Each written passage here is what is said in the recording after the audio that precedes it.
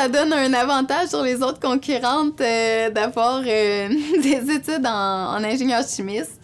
Qu'est-ce que je pense? C'est que avec tout l'acharnement que je dois mettre, puis toute la concentration que je dois mettre, autant dans mes études que dans mon sport, je pense que ça me donne un avantage où je suis extrêmement forte mentalement, où je suis prête à faire des gros sacrifices.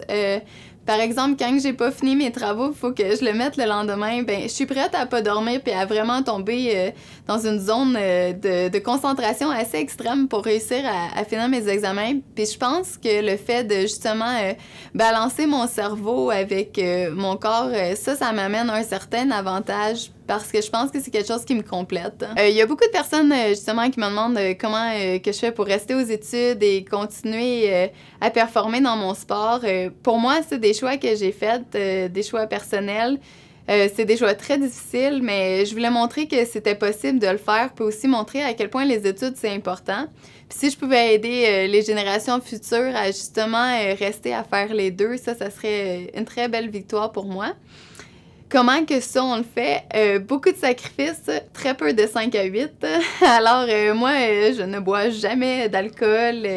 Au lieu d'aller au 5 à 8 ou des choses comme ça, ou dans les parties de génie, ben moi, je suis celle en haut qui est aux ordinateurs en train de faire ses études, puis qui entend tout le monde faire le party en bas. C'est quelque chose que j'ai toujours trouvé difficile un peu de faire parce que je me suis auto-exclue un peu, justement, de certains groupes à l'école. Mais maintenant que j'ai atteint mes objectifs, c'est sûr que tout ça a complètement valu la peine. Ben maintenant que, justement, je suis rendue la femme la plus en forme au monde, le travail, il vient de doubler. Et c'est sûr que je veux être encore la femme la plus en forme l'an prochain.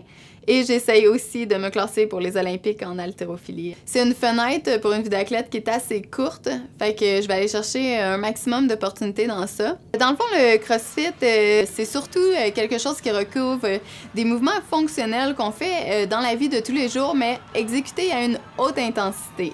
Fait que ça veut dire qu'on fait, quand on s'assoit et qu'on se lève, on fait des squats. Quand on ramasse quelque chose à terre, c'est un deadlift.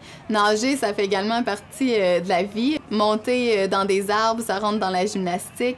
Alors, on prend vraiment des mouvements fonctionnels qu'on devrait exécuter de façon plus primitivement et ceux aussi qu'on doit faire dans la vie de tous les jours et exécuter à une haute intensité.